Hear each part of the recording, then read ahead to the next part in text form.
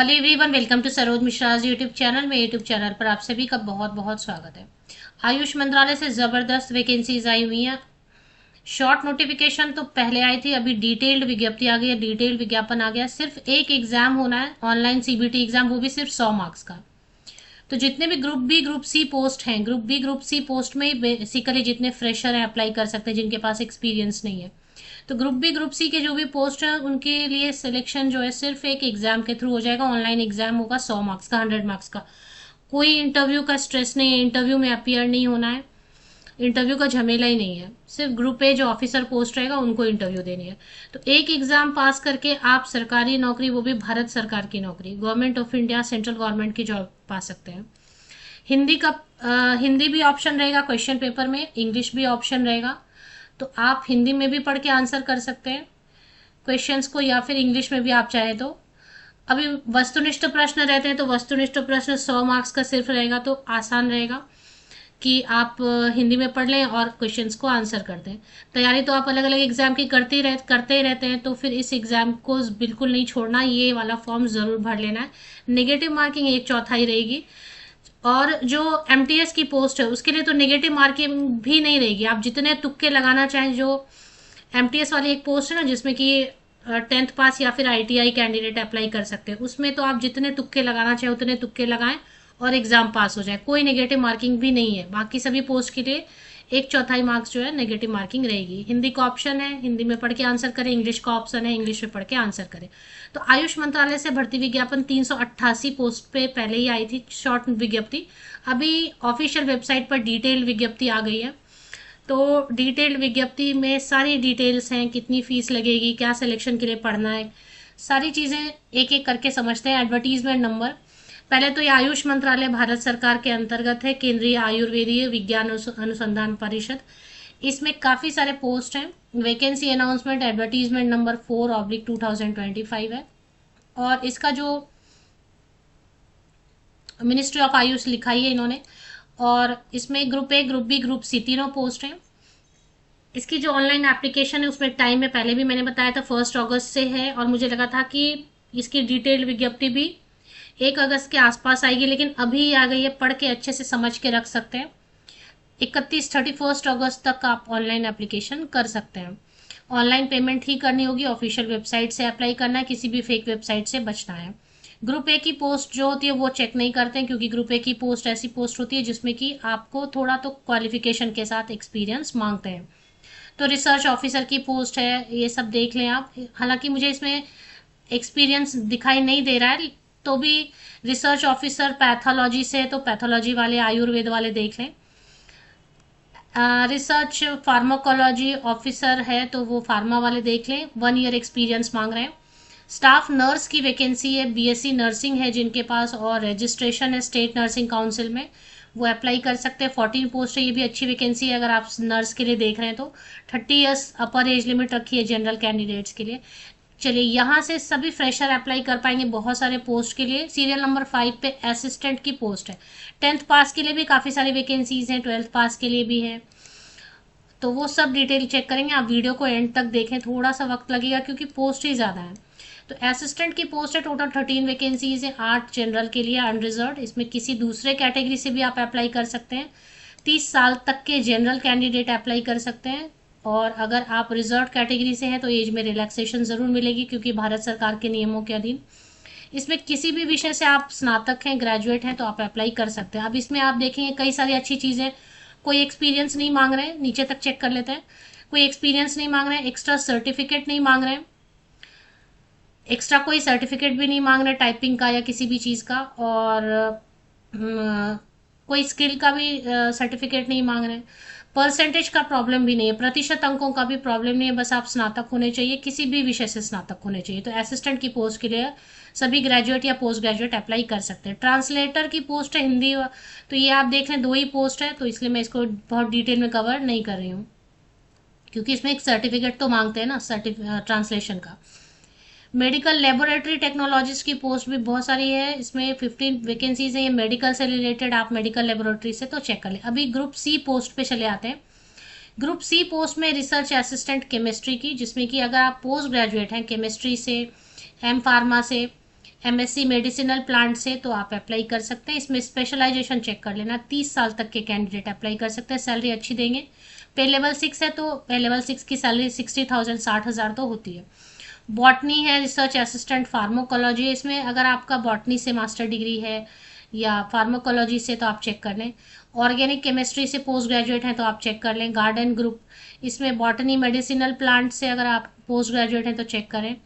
Research assistant pharmacy वाले check कर सकते हैं इसको। स्टेनोग्राफर चेक करते हैं। चलिए, स्टेनोग्राफर में एक तो एग्जाम होगा 100 मार्क्स का और एक स्टेनोग्राफी टेस्ट होगा, इंटरव्यू नहीं होगा। स्टेनोग्राफी टेस्ट क्वालिफाइंग रहेगा, उसके मार्क्स नहीं जुड़ेंगे, मतलब 100 मार्क्स पे ही जो मेरिट लिस्ट बनेगा वो एक स्टेनोग्राफी, बस आपको थोड़ा सा स्टेनोग्राफी आ रहा है या नहीं आ रहा है वो चेक करने के लिए एक टेस्ट होगा, स्किल टेस्ट स्टेनोग्राफी की, उसको सिर्फ क्वालिफाई कर लेना होगा, पास कर लेना होगा। तो 10th पास हैं आप, बस 10th पास हैं और 3 साल का एक्सपीरियंस है, लेकिन इसमें एक्सपीरियंस मांग रहे हैं स्टेनोग्राफर ग्रेड 1 में। तो ग्रेड 1 में छोड़ देती हूँ क्योंकि इसमें एक्सपीरियंस मांग रहे हैं। तो पब्लिक में या कहीं पर काम किया गवर्नमेंट या सेमी गवर्नमेंट है उनके लिए। स्टैटिस्टिकल असिस्टेंट ग्रुप सी, तो ये जो है ना इसमें भी 3 साल का एक्सपीरियंस मांग रहे हैं, तो स्टैटिस्टिक्स वाले चेक कर लें। Upper division clerk, upper division clerk की पोस्ट एक ऐसी पोस्ट है जिसमें फ्रेशर अप्लाई कर सकते हैं, कोई एक्सपीरियंस फिर से नहीं मांग रहे हैं, कोई परसेंटेज का प्रॉब्लम नहीं है अपर डिवीजन क्लर्क। हालांकि आपने देखा होगा अपर डिवीजन क्लर्क में लोअर डिवीजन क्लर्क की एक्सपीरियंस मांगते हैं, बट यहाँ नहीं मांग रहे हैं। यहाँ सिर्फ डिग्री, मतलब आप ग्रेजुएट हैं, स्नातक हैं किसी भी विषय से तो आप अप्लाई कर सकते हैं। 27 साल तक के कैंडिडेट अप्लाई कर सकते हैं। जनरल, अगर आप रिजर्व कैटेगरी से हैं, आरक्षित वर्ग से हैं, तो एज में रिलैक्सेशन मिलेगी, वो चेक कर लेंगे। इसमें प्रतिशत अंकों का प्रॉब्लम नहीं है, कोई सर्टिफिकेट नहीं मांग रहे हैं, एक्सपीरियंस नहीं मांग रहे हैं, बहुत सारे प्लस पॉइंट है इसमें, अप्लाई कर सकते हैं। 39 वैकेंसीज भी है, जिसमें जनरल के लिए अगर आप देखेंगे तो 17 सीट्स है, तो ये वाली फ्रेशर के लिए बहुत अच्छी पोस्ट है। एक तो मैंने अभी आपको बताया था असिस्टेंट की पोस्ट, दूसरी अपर डिवीजन क्लर्क की ग्रेजुएट के लिए।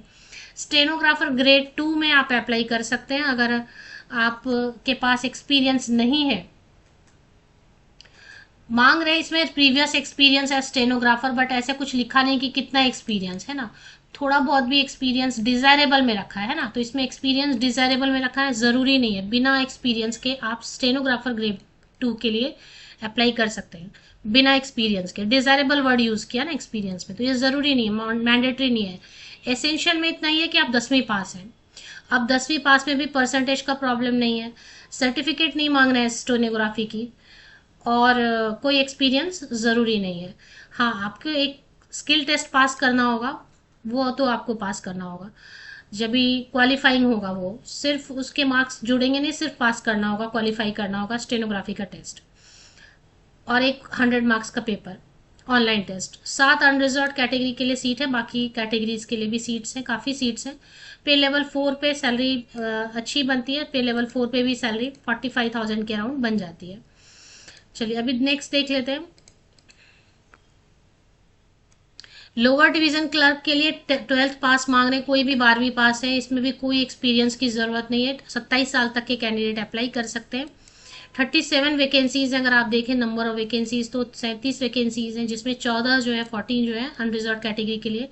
12वीं पास आपने junior college, inter, higher secondary, senior secondary जो भी बोलना चाहें, आर्ट्स, साइंस, कॉमर्स किसी भी स्ट्रीम से पास किया हुआ है, काफ़ी है, परसेंटेज का प्रॉब्लम नहीं है।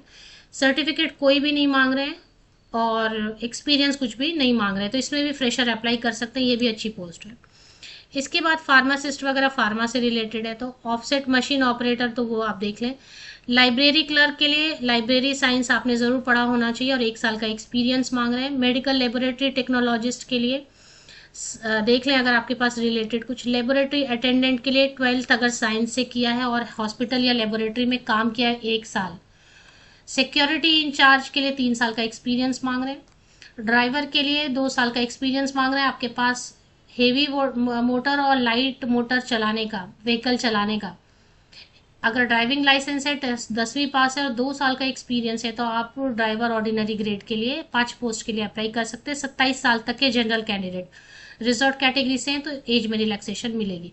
सबसे ज़्यादा पोस्ट है मल्टीटास्किंग स्टाफ की, 107 पोस्ट इधर दिखा रहे हैं टोटल, और इसके बाद 72 पोस्ट और दिखा रहे हैं, तो टोटल 179 पोस्ट है। तो एक जनरल मल्टीटास्किंग स्टाफ है, उसमें कोई भी 10th पास अप्लाई कर सकते हैं। यहाँ पे देखें जो 72 पोस्ट है ना, इसमें 27 साल तक के जनरल कैंडिडेट्स, अगर आप रिजर्व कैटेगरी से हैं तो एज में छूट मिलेगी, आयु सीमा में छूट मिलेगी, ऊपरी आयु सीमा में।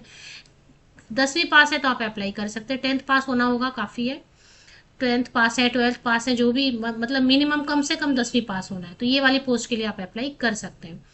इसमें काफ़ी वैकेंसीज है 72 में। 72 में अनरिजर्व के लिए, अनारक्षित वर्ग के लिए भी काफ़ी सीट है। और कुछ जो स्पेशलाइजेशन है मल्टीटास्किंग में, जैसे कि वार्ड आया, cook, dresser, pharmacy, panchakarma, field attendant, तो इसमें आईटीआई होना चाहिए आपका रिलेटेड ट्रेड में, या फिर आपने 1 साल एक्सपीरियंस लिया हुआ है, ऐसा काम किया हुआ है रिलेटेड, कुक का काम किया, या ड्रेसर का, या फार्मेसी अटेंड। तो ये जो स्पेशलाइजेशन वाले हैं ना, इसमें या तो आपको 10th पास आईटीआई होना चाहिए रिलेटेड ट्रेड में, या फिर 1 साल का आपके पास 10वीं के पास एक्सपीरियंस है इसमें से किसी भी इसमें काम करने का, तब भी आप अप्लाई कर सकते हैं 27 साल तक के कैंडिडेट। इसकी सैलरी कितनी होती है? इसकी सैलरी भी अच्छी होती है। वीडियो लंबी हो रही है क्योंकि पोस्ट ही इतने ज़्यादा, तो ये मल्टीटास्किंग स्टाफ लास्ट है। इसके बाद फीस कितनी है ये देख लेते हैं।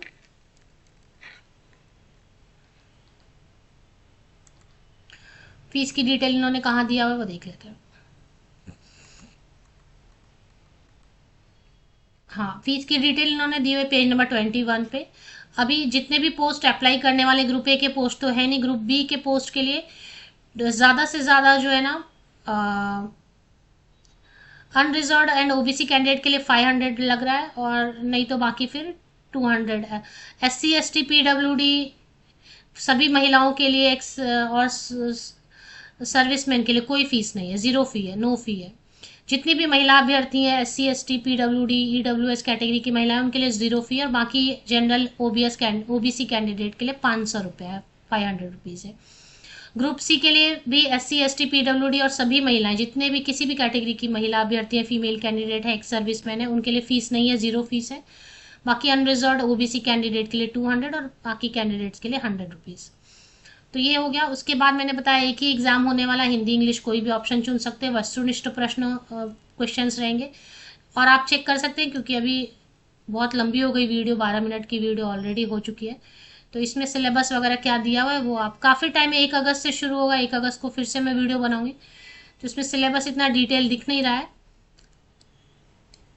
लेकिन मेन मैंने एग्जाम का पैटर्न वगैरह वीडियो में बता दिया। अगर आपने वीडियो स्किप किया है तो आप देख लें। चलिए अभी एक बार देख लेते हैं कि वेबसाइट, ये वेबसाइट है इसकी, central council for research in Ayurvedic science, ministry of Ayush, government of India. इसी वेबसाइट पे थोड़ा नीचे स्क्रॉल करते जाएंगे आप, तो रिक्रूटमेंट ऑफ, यहाँ रिक्रूटमेंट वाले में ना आपको कहीं पर ये एडवर्टीजमेंट नजर आएगी। एक बार रिफ्रेश कर लेते हैं इस पेज को। इसमें एक एक करके ना group A, group B, group C लिख के जब आएगा ना, तो वो आपको क्लिक कर लेना है। ये देखिए डिटेल रिक्रूटमेंट है 4/2025, इसके जस्ट पहले, तो वहां पे आपको डिस्प्ले हो जाएगा। ये देखें यहाँ